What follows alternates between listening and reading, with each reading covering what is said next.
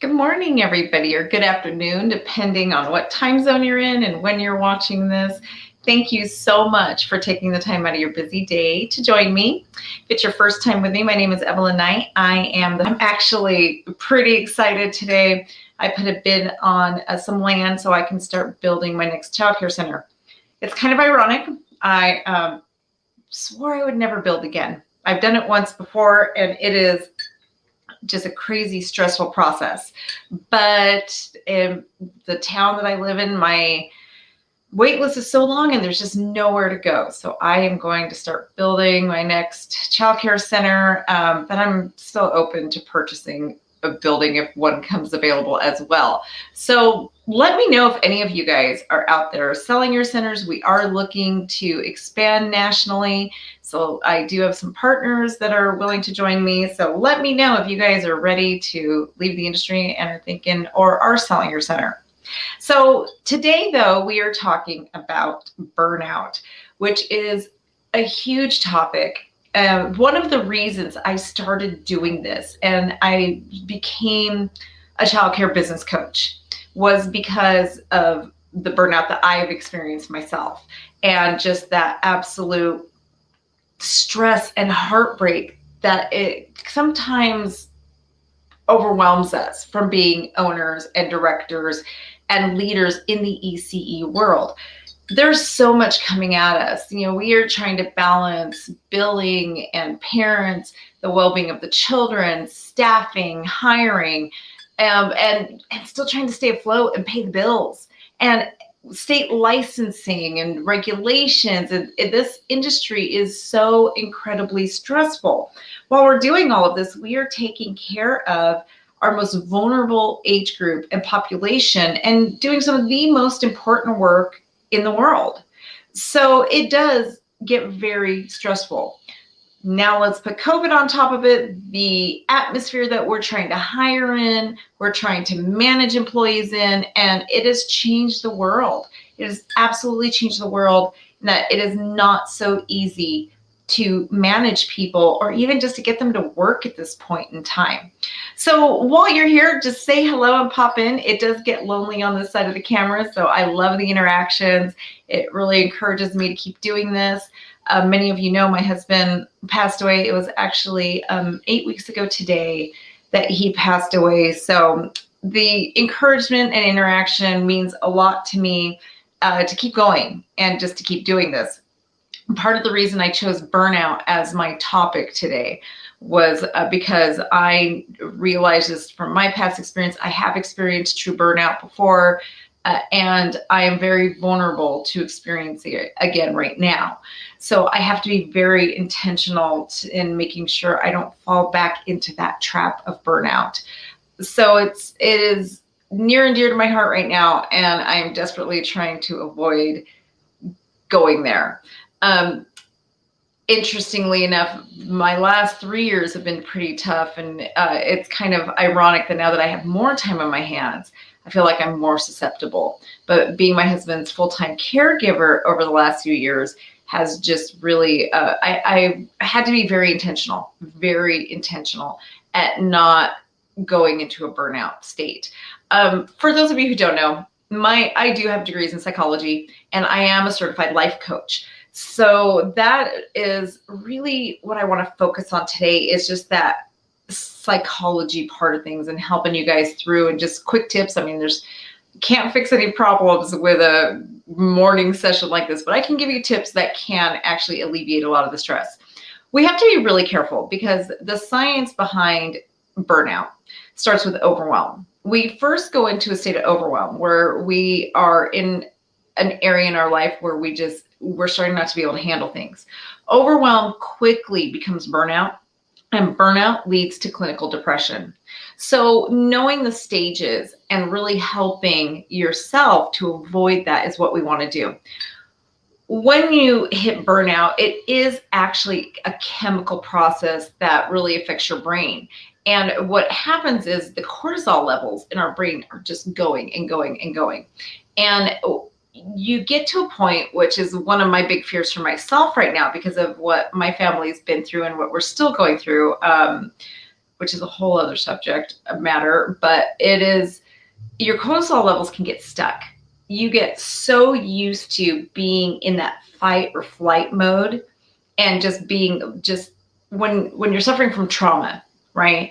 You get so used to being in that trauma mode that your cortisol levels kind of get stuck, and you feel like you're always on edge. Even when things are calm and peaceful, you can't get yourself to calm down, right? So that's why a lot of people have troubles falling asleep at night, where you go to lay down and your brain is just racing and racing and racing with everything going through there. A lot of times that can be a sign that your cortisol levels are kind of stuck, which is not healthy for us. So I'm going to go over a couple of the just symptoms of burnout. Just a couple. I don't have really time to go through everything. If you guys want to work on this, though, I am a life coach. I do have another life coach coming on that I'm hiring, that we can start working with our monthly membership program, that we can start working together. Both she and I are very passionate on helping ECE leaders, because we've both been there. I've been to the point where I've gone beyond burnout straight into depression, where it just, that hopeless depression feeling, because I was so overwhelmed as an owner. So if you're feeling exhausted, if you feel undervalued, if you feel like your efforts are not seen, if you feel like you just can't take on one thing, you're just really grouchy and snapping at people and don't know why. If it seems like, and here's the one I really want you guys to pay attention to, okay? This is the one big one to me.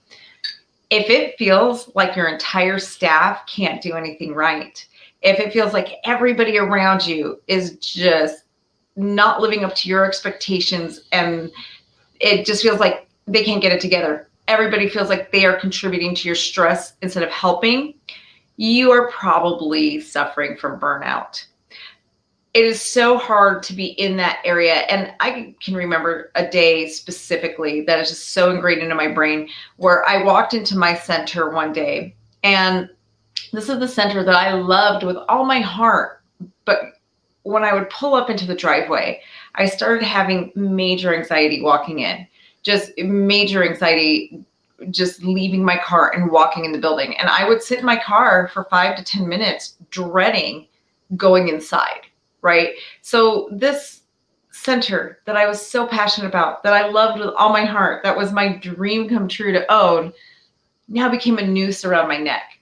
It felt like it was just strangling me, right? And walking in the building was exhausting. And the specific day, I remember I finally walked in the front door, and I had this feeling of, I just need to fire all of them. I need to fire every person working for me, except for Brandy and Alana. I don't think I've ever had that thought about them, but I just thought to myself, I need to fire all of them and start over again. I've told this story in other occasions on a different format, so I'm not going to go into the details here, but long story short on this one, after doing some deep diving, and something occurred that made me really open my eyes to see that I was the problem as the leader. It wasn't my staff, you guys. As a neurological psychologist, well, I can't call myself that anymore, but as somebody with a neuropsychology degree and a life coach, I can tell you, human nature is human nature. People do rise up to expectations when we are clear about the expectations, when we are good leaders and we train on our expectations. Unfortunately, we have unrealistic expectations for our staff that we are not communicating. And so a lot of the disappointment is because of us. It's not them. But when you get to that level, you're probably burnt out. The other thing that I was experiencing at that time is my perception of the work I was doing did not match the reward. I really want to focus on that word perception. My perception of the efforts I was putting in and the work I was doing was not matching the reward. It was how I was viewing the things around me. So if you're walking into work thinking, well, why do I do this? Nobody appreciates me, nobody this, and you're looking for your reward from somebody else, which is totally normal. We all do that. We all look for affirmation. We all look for that validation and recognition from others, right? But we have to stop doing that. It's not ever going to come. The work we do a lot of times can be thankless, right? I mean, if you honestly were compensated for what we do, if we were honestly rewarded, we would be treated like professional athletes, right? We would have Emmy Awards of our own. We would make millions of dollars, but it's just not how society views things. So it makes us feel like we're unseen, we're unappreciated. Parents don't understand what we're doing, right? So we have to find the reward and appreciation within ourselves, not within others. It's not healthy, and it really isn't up to them to fulfill that need in our lives. So when I talk to you guys about vision, this is why your vision is so important. And I know I harp on it all the time, but this is why it is so important. It will help you to stay out of burnout. It'll help you get out of bed in the morning when those are the days that you don't want. I can tell you right now, going through this season of life that I'm in right now, I know I am in probably the hardest season of my life, losing my life partner, right? My husband of 29 years, losing him, all the dreams we had for our lives, the future I thought my life would hold are gone, right? And even though I've known for a few years now that this was coming, I knew I was not going to have him. Now it's actually a reality, right? And I know now that the life we had planned over 25 years is now not ever going to happen for me, right? So I'm at a huge risk to fall into depression, burnout, and I have to be conscious of that. So, and I'm sorry, that got me on a tangent and I totally forgot where I was going with that. Thinking about that. Oh, I remember. So some days when I took a leave of absence and I told my staff, and I had an action plan ready. I knew this was coming. So I put some actions into place so that both companies would be okay without me, which they were. I have an amazing staff. And I have such an amazing support network that the plan we put into place allowed me to take a full 6 weeks off after he passed. When that last week of my 6 weeks, I'm be honest and transparent with you guys, is I dreaded going back to work. I absolutely dreaded it. Not because I don't love what I do, but because of the risk I'm at for burnout and overwhelm right now, right? And it's not because of the work, but it's just one more contributing factor. So I literally had to really get back to my vision and remind myself, why am I here? What am I doing? The work I do is so important. It doesn't matter who shows me appreciation. It doesn't matter what rewards I'm getting, how much money I'm making. What matters is that I am changing lives. I am working with the most important population in our planet, children from 0 to 5, where the executive brain functionings are happening. I mean, do you guys realize that the work we do is going to be with these children for the rest of their life?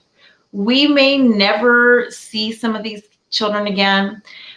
They will not remember us most of the time, right? They may have a faint memory of us, but the impact of what we do is going to be with them when they're my age, when they're your age, okay?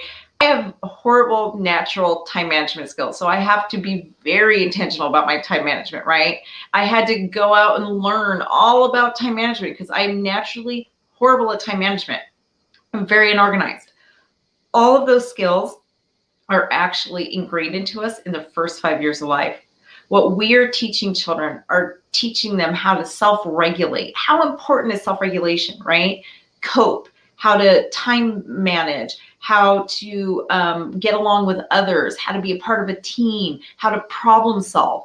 These are the most important things that we need in our life. Think about your employees. An employee who can't cope, right? Or has a hard time coping, or an employee who doesn't know how to manage themselves, an employee who can't get along with others. They are so difficult, and it's hard to be successful when you don't have those traits. These are traits that we are instilling in these children.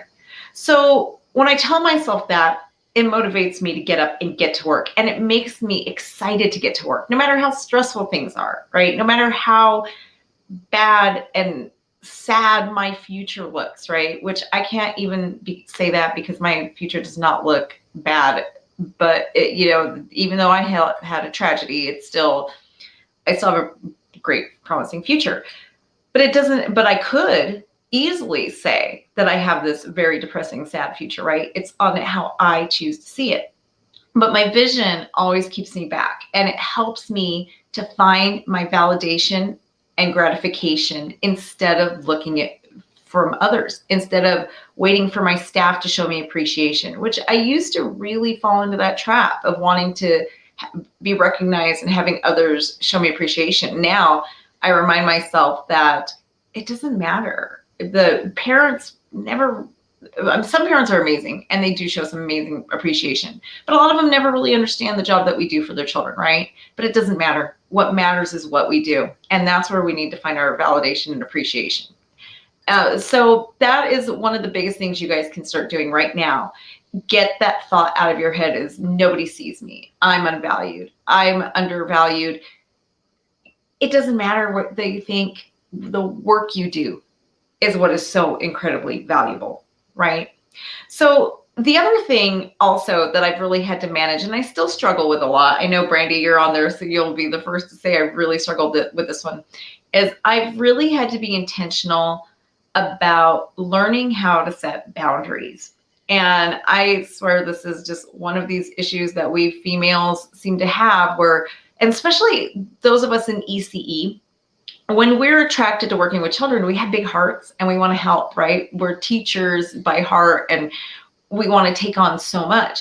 So we tend to overextend ourselves and we have a hard time saying no. So what ends up happening is we become overwhelmed with all the commitments that we have in our lives. We commit to our churches, we commit to our work, we commit to our friends, we commit to our family. And by the time everything's said and done, we don't have the bandwidth to take care of ourselves. We don't have the time or the energy for self-care. But I'll tell you that without self-care, you cannot be an effective leader. If you're not taking care of yourself, you're not going to be the best version of yourself. You're not going to be the best mom you can be. You're not going to be the best wife. You're not going to be the best family member, right? Whether to your parents or your children. And you're not going to be at your best for the children that we care for, which is the most important thing we do. So that is where we need to learn boundaries. And I give you guys permission to say no. We have to learn to say no to people and to overextending ourselves. We have to put self-care first, right? So I'm going to encourage you guys to start putting in your calendar some time for journaling or meditating, exercising. I would say all of it. It is so important. And I know a lot of you guys are thinking, I don't have 30 minutes in a day, but I would challenge that you do. Do you pick up your phone and go through social media?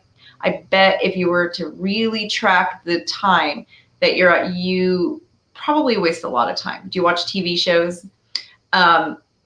Anything like that could be time that you're exercising instead of sitting, right? And it doesn't have to be something that's really, when you guys think of exercise, I think like calisthenics or like these major cardio workouts. It can just be a nice, calm walk in the woods. And the other thing people don't understand is it doesn't have to be long. It could be a 5-minute walk around your street, right? It just giving yourself time to decompress, getting off of screens, just giving yourself time for you. If that's not your thing, though, the other thing you could really look at doing is give yourself 5 minutes to journal. Every evening, I do what I call a brain dump, right? And I cannot remember where. I'm sure I learned the term from somebody or somewhere, but I do a brain dump where I actually have a journal, but you don't need to have a journal. You could just grab a random piece of paper. You could grab an envelope from a bill that you took out. I don't know. But you want to go through and just write all the things in your mind that come to mind that stressed you out that day. Get it out before you go to bed. Even if you're laying in bed, that's what I do is I just lay in bed, write it all out, dump it onto paper, get rid of it. And a lot of times it's just stuff I'll just get rid of anyway. It's just to get it all off my mind and onto paper. A lot of times when you do this, you'll get clarity. When you put things on paper, in getting it out like that, it helps you to process. So sometimes you'll see that you maybe misperceived an event that happened, or you're overreacted to an event that happened, or you'll just get better clarity on what to do about something that needs to be dealt with, right? But the main point is to get it out of your head. That way, you're not just laying in bed thinking, right? That, you know how that is when you lay in bed, you close your eyes and your mind just won't stop racing. I think that's why so many of you probably watch TV or on social media before you fall asleep, because you're just trying to quiet your mind. Which, by the way, if you have screen time before you fall asleep, it's one of the worst things you can do for sleep hygiene. Since I have narcolepsy, I know so much about sleep hygiene now. I've had to really learn, otherwise I'd never rest. And the blue light coming into your eyes simulates sunlight. So your brain doesn't know it's time to sleep yet. So turning off any kind of screen an hour before you go to bed, read a book, do an adult coloring book, whatever you need to do, but don't look at screens before you go to bed. It really does interrupt sleep in ways that you don't realize it does. And sleep is vital to self-care. Even if you have to put it on your schedule that you block off the time and this time, sleep is so vital to taking care of yourself. And if you really want to be a great leader and take your centers to the next level, you've got to start prioritizing your self-care and sleep. Sleep is huge. But the brain dumps help. I can tell you sometimes, like what I'm going through right now, especially the first week or two after my husband passed, it was still hard. It was still very, very difficult. Even I would do brain dumps that would take forever. And sometimes brain dumps will take a minute. Sometimes they take an hour. But even still, I was waking up in the middle of the night. So I know it's not always going to work, but it does help generally. Those really tough seasons in our life make it difficult, but I just keep doing it. Just keep getting this stuff out to find that peace. And then, or like in the case of when my husband first passed, I would meditate, do some guided meditations, anything to help me just quiet my brain, right? And so that's one of the biggest things that is very, very helpful. The other thing I do that I think is really getting me through this time, probably the most influential thing on my life right now that really helps me to still have joy, is every morning I find 10 things that I am grateful for. And it has to be different. I can't repeat something I've already talked about, told myself I'm grateful for. So, and I'm really like careful not to say like, well, I'm grateful for this dog and that dog and this dog. No, it's one, I'm grateful for my dogs, right? So one of the beauties of doing this exercise, and if you haven't done this before, start with 5. It can get hard. You'll get to the point where, there's the obvious. I'm thankful for my family. I'm thankful for my home. I'm thankful for my job or whatever, right? But after a few weeks, it's just like, okay, I've said this, this, and this. What else is there? But it really forces you to see how abundant our lives really are. I know there's mornings that you wake up and you feel like there's just nothing to be thankful for. Things might feel so grim, right? And it was interesting to me because I started this habit before my husband passed. And after he passed, instead of that, like, I don't know how to explain it, but of course I felt loss, right? And I felt sorrow, but there was something else I felt that was a stronger feeling, and it was absolute gratitude. And I really started thinking about it and focusing and thinking about how wonderful the life we had together was. And I was able to really just pinpoint that gratitude for what I have and the life we built and all the memories I have instead of what I lost. And I've trained my brain so well that that's where my brain went. So instead of looking at like everything I've lost, right, I just looked at everything I have, everything we built together, the memories that we have together. And it was really helpful, and it still is. And I think that's where I've surprised myself that I'm still pretty joyful. And let me explain, there's a difference between happiness and joy, right? Joy is that overall arching that our life is full of joy. Sometimes we can be unhappy and still have joy in our life, right? And that's where there's moments where I am very sad. There's days that are very difficult and I'm very sad, but I'm still joyful. I still know that I have a wonderful, blessed life, right? No matter what is happening. And I've just had so many wonderful things happen. I can't help but be grateful.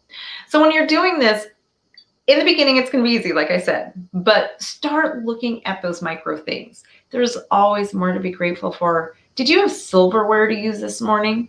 Then you should be grateful for that. Did you know a third of the world doesn't have silverware? Especially in the United States, we have so much abundance that we don't even realize. We don't even realize how good we have it. Did you know that if you have so much as a ceiling fan in your house, not air conditioning is a huge luxury, but if you have so much as a ceiling fan and a microwave, you have more than 2/3 of the Earth's population. I mean, just let that sink in, right? Just a ceiling fan. We're not even talking hot water. Just a ceiling fan and a microwave makes you richer than 2/3 of the Earth's human population. So it's little things like that that you start looking at, like, I'm thankful that I have central air conditioning. I'm thankful that I have heating in my house. I'm thankful that I wake up on a mattress under blankets, right? I'm thankful I get to go take a warm shower. I'm thankful I have a bathroom that's enclosed. And it's everything that you end up finding. Like, I have carpet under my feet, right? I have a childcare center to drive through to. I'm thankful that I had the courage to step out when the younger version of me, and open a childcare center in the first place. So you really start to see those little micro things, and you look at your past, right? I'm thankful that for my childhood, and you really just start focusing on how abundant life really is. No matter how bad things seem and no matter how bad they get, there's still so much for us to be thankful for. So that's the other thing that can really help you guys with overwhelm. But I think the most important thing I would focus on today for you guys is, of course, self-care. Take that time. And in order to have the time for self-care, you've got to start setting boundaries. Start setting boundaries, telling people no. It is okay to tell them no and not take on more than you can handle, right? They will thank you for it in the long run. I know at first it'll just kind of be like, oh, well, I thought they were going to do that for me. But in the long run, you'll be a nicer person. You'll be more effective, and you'll have that joy as well. So really just start looking at boundaries. The book Boundaries, and I'm actually, sorry guys, I'm going to glance at my phone for the author. Excellent book. It is a Christian-based book, but it is a very, very useful book. Where is my Audible? I'm sorry. I'm looking for my Audible.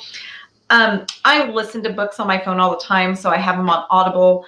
I love my Audible subscription, but the book Boundaries is amazing. And I think just the first chapter alone, so many of us can relate to when the author starts describing, like, I felt like it was me. He was describing the woman who takes on everything, who's asked for this and that and can't say no. So it's Boundaries by John Townsend and Henry Cloud. Great book on helping you learn that it's okay to say no. It is okay. You will be the better version of yourself. And if people get angry with you for it or resentful, then they're probably not worth having in your life anyway. So I really hope that was helpful. In the chat, give me other things that you guys do to help yourself keep from getting to that overwhelm state. Oh, the last one actually thing I forgot to mention are having hobbies that you love. Make time for your hobbies, right? Doesn't have to be anything too difficult. Ironically, one of my favorite hobbies I haven't made too much time for lately, which I need to start doing again, is knitting. It could be just, if you watch TV, knit while you watch TV, do something. It's ironically, I've actually eliminated television from my life completely, which is amazingly liberating. And, but hiking is my biggest hobby. So I actually go for a hike every single day, every day. I know a lot of you don't have that ability. Where I live, thank God, I just walk out my front door and I can go hiking just right outside. But find those things that bring you joy and calm your mind. And make sure you make at least 5 to 15 minutes a day just to do those things, like calm your mind. Anything that really helps. And the other thing I would also suggest is give yourself a break on social media. Put timers on. Most of our phones are equipped with like alarms that you can set that if you've been on social media for a certain amount of time, you turn it off. Social media brings a lot of stress into our lives. So try and stay off it. Try and pick one day a week where you do not log on to any of your social media accounts. And if that is really difficult for you, ask yourself why. Why is it so important for you to see what's going on in other people's lives, right? Why is it so important to just, what are you so afraid of missing out on? Social media can really cause a lot of mental health issues for us. So really try and restrict it. I don't allow myself on social media for more than 45 minutes a day total. And I do give myself a 24-hour period from Saturday to Sunday where I don't log on to any form of social media, because it is just draining. And I can tell you, when I started that practice when COVID first hit. It is liberating because social media can be very overwhelming. So I hope that's helpful for you guys. Again, give me your tips, your tricks, and let me know. I'm sorry, I'm on StreamYard, so if I've missed your comments, I will go back and see them. It is so good to get back to work. As much as I dreaded it, it's actually been kind of nice getting back to work. So I hope to interact with you guys soon. Oh, and one last thing. My conference is coming up, so make sure that you get your tickets. It is almost sold out. The Childcare Business Summit. I will be posting more information about it later today, doing some more videos on it. So super excited. I am so excited. Everything is just falling into place, and we are going to have such a great time at the Childcare Business Summit, which is October 21st and the 22nd, where we will be focusing again more on the business of childcare. And one of my goals is to not bring you guys a bunch of sales pitches, but I want you to be able to leave the summit actually being able to take things and make them work for you. Take things Monday and actually find value, and being able to make changes to your center immediately. And of course, you're going to get to network with some amazing people, and we'll be able to meet in person. I'm so excited to meet everybody in person. I hope you guys all have a wonderful day.